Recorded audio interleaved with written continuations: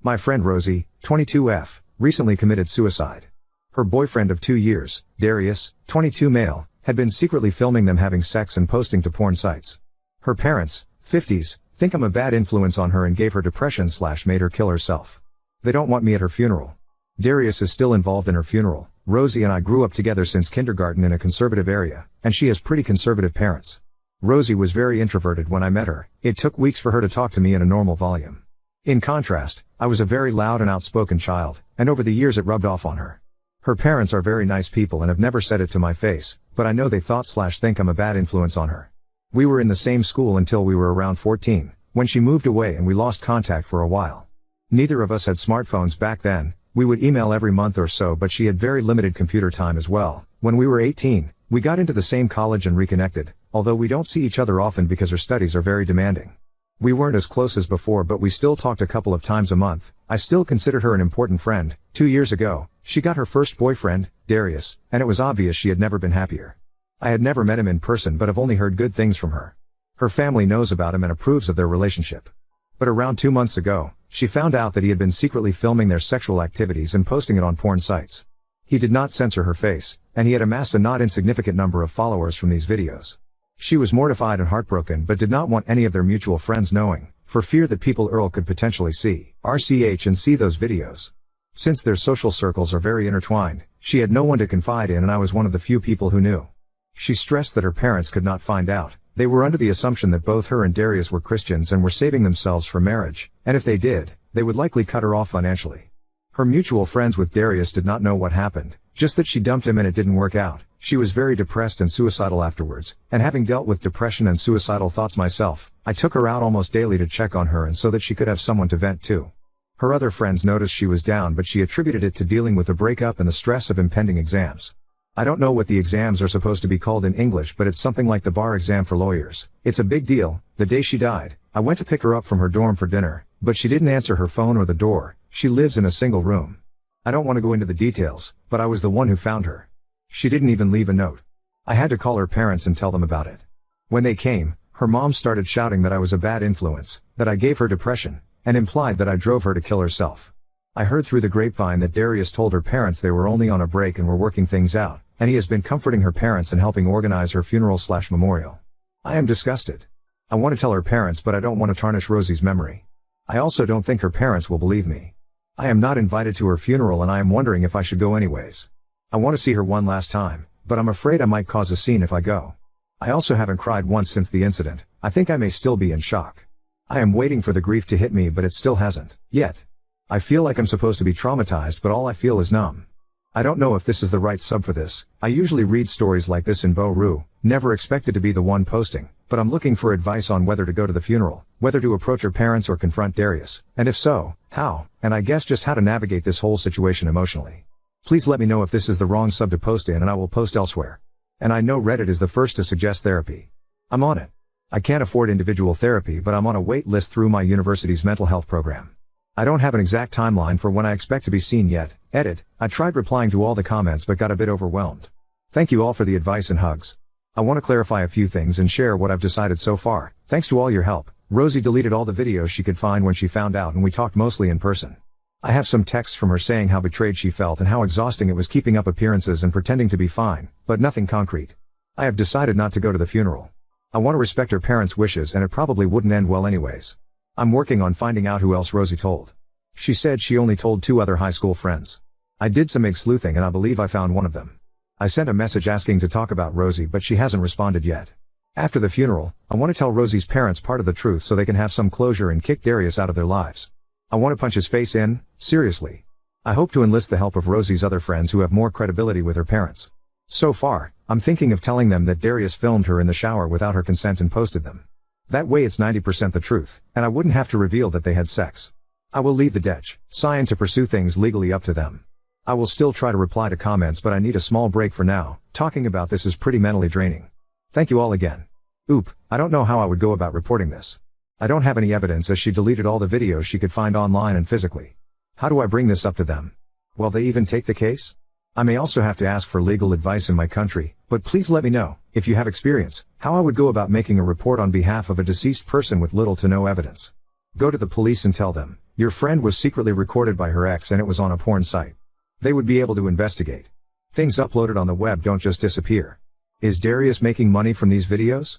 Because ultimately he drove your friend to depression, leading to her taking her own life. And if he is making money, I think you will 100% have to discuss with her parents. Probably sooner than later. Because that is pure evil. Oop, I did not realize you could make money from porn videos. He didn't post to OnlyFans or anything, he posted to sites like Pornhub and Zvideo. Can you monetize those? He had a couple thousand subscribers across these platforms, not more than 10k total, but I do not know his handle. Rosie didn't want me seeing and I respected that. Oop, when she found out she took down the videos and all copies she could find online, in the cloud, and in Darius's computer. But she was paranoid there was something she might have missed. I want to tell everyone what a horrible person Darius is, but truth be told I'm very detached from the rest of her friends. We are no longer in touch with friends back from school, long story, and most of her close friends right now are in her and Darius's major. He has a lot of credibility in their friend group and is held in high regard. I'm trying to think of a way to spin this that won't tee her as having had sex to her parents, but still make it clear that Darius is to blame here. I want to convince her friends who have more credibility to her parents, and then have them break the news. Some sort of cheating? Oop, I have texts from her saying how betrayed she felt that he did this but not the specifics. She initially called me and said she had something urgent to tell me, and since then we talked mostly in person since I visited her almost daily. She didn't text me often during this time except for when to meet up, not anything concrete enough to count as proof though. I can show her parents the texts as proof that Darius had hurt her deeply and maybe sit down with them later if her mom is willing. If not, I may write a letter. The funeral is in 4 days though, I don't know if that will change anything. Update 1. Hey, just wanted to write down my thoughts and update anyone who was wondering about how things went after Rosie's funeral. Some info that is relevant to this update. Rosie and I grew up in religious families but both deconverted around high school. She wasn't religious for the duration of her relationship with Darius but her parents believed she was still Christian. I know firsthand how damaging purity culture can be and that was why Rosie did not want people, and her parents in particular, finding out about her having had sex, even if it seems normal for most college students. Also, I said in my last post I was very loud as a child. That was true. I was feisty and kinda obnoxious. But my personality did a 180 in high school when I got diagnosed with depression and anxiety. Now I am introverted and do not have many close friends. Update 2. Darius is under investigation by the school and by law enforcement. I reached out to Rosie's high school friend Maggie, who I believe she also confided in about the Darius incident. Rosie had also told Sophie, another high school friend. The three of us swapped stories and ended up reaching out to Gwen, Rosie's best friend in college. Gwen was doing an exchange program overseas at the time of Rosie's death, and she had no idea all this had been going on. Rosie had been telling her everything was fine and that she broke up with Darius but didn't want to talk about it and that it was mutual. We decided to tell Rosie's parents an abridged version of the truth. We told them she was filmed in the shower, instead of during sex, because we felt that where we go from here is ultimately their decision and we shouldn't make it for them. Gwen is on good terms with her parents and met with them to tell them in person. Thankfully, they believed her right away. With Rosie's parents' blessing, Gwen blew up all of their group chats telling people what Darius had done. She also spread the abridged version. Within a couple hours, Darius's ex Nora, 21F, from about 3 years ago reached out to Gwen to say that she had also been filmed without consent and was too scared to say anything before. Nora made an official statement with our school and the school is investigating Darius. Nora and Rosie's parents have also went to the police. Nora had more solid evidence against Darius, so hopefully they will convict him. Unfortunately, this meant we had to come clean about what Darius had actually filmed. Rosie's parents weren't as mad as I feared and didn't hold our abridging the truth against us. There's no verdict as of now. The legal system works surprisingly slowly. And personally, I suspect Darius will get at most a slap on the wrist because his parents are well off and well connected. On the bright side, his social reputation is completely ruined. Most people trusted Gwen and Nora's statements and gave Darius hell. He took a leave of absence from the school and he will likely have to go to college overseas if he ever wants to graduate, because everyone in their major knows about it now. Some alumni from their field even caught wind and got involved. It's really very chaotic. I've asked Gwen not to involve me in any of this, besides giving the police any evidence I have and maybe being called to witness, of course, because my mental health has taken a huge hit from all of this and I don't have the energy to keep up with all the details. I have asked her to give me any significant updates though. Personally, I'm doing as well as one can after all this. Which is to say I'm struggling, but hanging in there, and depressed but not suicidal. Thank you for all your condolences in the last post. A few short personal updates from me. Rosie's parents, after Gwen told them, they reached out to me and asked to apologize in person. I didn't want to see them so we agreed to a phone call instead. They apologized profusely for lashing out at me. I forgave them. They didn't know what was going on. I was hurt but they had just lost their daughter and were understandably very emotional. I probably won't have much to do with her parents going forward. I didn't see them very much before, but I am glad to have resolved this misunderstanding. The funeral/memorial, Gwen was not able to sit down with Rosie's parents until after the funeral. She also had to miss it because she was still overseas at the time. We waited until she came back, so sadly I missed it. Rosie was cremated, and her parents gave us, Gwen, some of the ashes. Gwen took Maggie, Sophie, and I to her and Rosie's favorite spot on campus, and we set up a picnic there.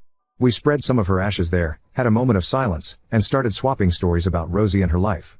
I had my first real cry after Rosie left, maybe 3 weeks after her death. It was very cathartic and hopefully the first step to healing. Therapy, I told my parents about everything and they helped me find a therapist with a shorter wait list than the ones in school. I did an intake session, and I can expect to be seen in as little as 2 weeks with a therapist that specializes in grief counseling. In the meantime, I went to some support groups with Maggie, Sophie, and Gwen. I personally don't think it worked for me, because every time I talk about it it's like reliving the whole experience for me, so I will stick to therapy. Sophie and Maggie are still going to sessions. What next? My semester is almost over, so I'm trying to tough it out until then. I've told professors in my department about Rosie, they've heard about what happened, and they've been really kind and I've been given extensions on most of the work I missed. I'm not sure if I will be going back to school next semester or if I'm taking a break to recover mentally from all this. Maggie, Sophie, Gwen, and I have bonded over the shared trauma. Rosie had a pretty consistent taste in friends, lol. We will be keeping in touch and leaning on each other. Now on to second story. Mother-in-law destroyed my hair in my sleep, accusing me of cheating, and now my trust in my husband is shattered. Last night, I woke up and realized someone had butchered my hair. One side is a jagged pixie cut, and the other side hangs awkwardly past my shoulder. At first, I thought I was losing my mind, maybe I sleepwalked or something, but no. I confronted my husband, Tim, because he's been acting weird lately, but he denied it. Then he drops this bombshell, my mom. She might have done it. Apparently, my let's call her Diane, is convinced I've been cheating on Tim. Why? Because last week, she saw me having lunch with a coworker. For the record, the coworker, Kyle, is gay and we were literally talking about work. But Diane decided I must be having an affair and, instead of, talking to me or Tim, she broke into our house in the middle of the night with scissors and went full Edward Scissorhands on my hair. This morning, I confronted her. At first, she played innocent, but when I pressed her, she literally said, well, maybe now you'll think twice before humiliating my son. I was fuming. I told her Kyle isn't even into women, but she just rolled her eyes and said something like, that's what they all say. I didn't even know how to respond to that level of delusion. Tim is horrified and apologetic, but I'm struggling here. This woman violated my personal space, destroyed my hair, and acted like she was in the right. I wanted no contact with her, but Tim is stuck between me and his mom, and I feel like this is going to be a huge blow-up in our marriage. Any advice? Because I'm honestly at a loss here. Edit, my husband and I will be going to my mill tomorrow to talk to her about the situation again. Hopefully everyone will be calmed down by then and I won't have to threaten legal action. Thank you for all the support and suggestions. I will keep them in mind. Edit number 2, to everyone saying this is fake, I don't know how to make you believe me, and honestly, I shouldn't have to. I'm sitting here, crying in my friend's guest room, completely broken, trying to make sense of how my life has fallen apart in the span of 24 hours. My husband, the person I thought I could trust the most, betrayed me in the most humiliating way possible. His mother violated me in my sleep, and now strangers are telling me my pain isn't real. I wish with everything in me that this wasn't real. I wish I wasn't sitting here trying to figure out how to rebuild my life, how to ever trust someone again, or how to even face the people around me after this. I've barely eaten, I've been shaking all day, and I feel like my world is crumbling beneath me. I turned to Reddit because I didn't know where else to go. I needed advice, a sense of support, something to help me hold myself together. But these accusations? They're just making me feel even more alone. Update 1. My mother-in-law cut my hair in my sleep because she thought I cheated on my husband, and now I found out my husband helped her after the conversation we had with Diane this morning. I noticed my husband, Tim, was acting weird. At first, I thought it was just guilt about standing up to his mom, but it felt like more than that. He's been avoiding eye contact and getting defensive when I bring up what happened. Earlier, I couldn't take it anymore, so I sat him down and told him he needed to be 100% honest with me about everything. That's when he dropped the bombshell. Apparently, Diane didn't come up with the haircut idea on her own. Tim admitted that he knew about it ahead of time, and even helped her. I felt like I'd been punched in the stomach. He said he truly thought I was cheating on him with Kyle, my gay coworker, because Diane had convinced him that there was too much evidence to ignore. When she suggested cutting my hair as some kind of weird punishment, he didn't stop her. In fact, he let her into our house that night while I was sleeping. Tim said he didn't want to confront me directly because he wasn't ready for the truth. So instead, he let his mother do this insane thing to me, thinking it would force me to come clean. Afterward, when I didn't admit to cheating, he started to realize he might have been wrong, but by then, he didn't know how to tell me what he'd done. He kept saying, I'm so sorry, I was just confused, but I honestly don't know how to process this. This wasn't just Diane acting like a lunatic, this was both of them, and my own husband betrayed me in one of the most humiliating ways possible. I packed a bag and am staying with a friend tonight, and while I figure out what to do, I don't know if I can ever trust him again after this. It's not just the haircut, it's the fact that he didn't talk to me, believe the worst about me without any proof, and actively participated in something so cruel and violating. As for Diane, she's officially dead to me. I've already told Tim that I don't want her in my life ever again, regardless of what happens between us. Right now, I'm torn. Part of me wants to file a police report on both of them for what they did, but I'm scared of how messy it will get. Another part of me just wants to cut ties and move on, but that feels like letting them off too easy. I don't know what my next step is, but I do know this: I deserve better than this. Update 2. I think I'm going to divorce him, and I may file a police report. After everything that's happened, I've been thinking a lot about my next steps, and I've come to a heartbreaking but necessary conclusion. I don't think there's any coming back from this. I trusted Tim with my heart, my safety, my life, and he betrayed me in ways I never thought possible. I can't imagine a future where I feel safe with him, where I can trust him, or where I don't carry the weight of this violation every day. I'm strongly considering filing for divorce. The thought of staying with him feels unbearable, but at the same time, I can't stop worrying about the messiness of it all. I just want to cut ties completely, to walk away and rebuild my life without him or his mother dragging me down any further. As for filing a police report, I'm leaning toward it, but I'm scared of what it might bring. I know what they did was a crime. My own husband let his mother into our home to assault me in my sleep. But the thought of dealing with legal battles, or even just having to relive this again and again in statements, is exhausting. Part of me wants to hold them accountable, but another part just wants to run far away and never look back. Right now, I'm taking it one step at a time. I've been talking to friends, trying to find some clarity in all this chaos.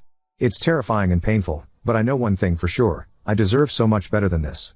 Thank you to everyone who has shown me kindness and support. It means the world to me right now. Oop, thank you so much for taking the time to write this. I can't even express how much it means to me to feel seen and supported right now. You're absolutely right. I've been trying to wrap my head around what to do next, and your suggestions really help me see things more clearly. I've already started taking pictures of my hair, and I'm keeping every text as evidence. I hadn't thought about asking for an admission in writing, but that's such a good idea. I'll definitely try to do that. The idea of him shaving his head as part of an apology honestly feels like the bare minimum after what he allowed to happen, though I don't think there's any way to truly fix what he's done. I'm terrified of what he or his mom might do next if I go back, so I'm staying with my friend for now while I figure out my options. The thought of filing a police report and getting a lawyer is overwhelming, but I know it might be necessary to protect myself. The betrayal I feel from both of them is unbearable, and I don't think I could ever trust him again. If I lived anywhere near Alabama, I'd absolutely take you up on your offer to help fix my hair. It's such a mess right now, and I feel so embarrassed every time I look in the mirror. Sadly, I'm pretty far away, but your kindness and support make me feel a little less alone in all of this. Thank you for being so sweet. I'm going through an incredibly traumatic situation, and I don't know what my legal options are. My mother-in-law entered my home in the middle of the night, with my husband's knowledge, and cut my hair while I was sleeping. She did this because she believed I was cheating. I wasn't. I confronted my husband, and while he didn't outright admit to planning this, he essentially confessed to knowing what his mom intended to do and letting her into our house that night. I'm planning to leave him and am seriously considering filing both a police report for assault on my mill, and a report against my husband for enabling her. 1. Would this conversation be enough to support filing a police report for what happened? 2. Could it help me in a divorce if I decide to pursue one? 3. Is it worth consulting a lawyer even if I'm not 100% sure about filing a report yet? I've documented everything. Photos of my hair, text messages with my husband, and written down the timeline of events. I just don't know if this conversation would actually hold up as evidence since he doesn't outright admit to anything but heavily implies it. Any advice is appreciated. I'm feeling lost, scared, and overwhelmed right now.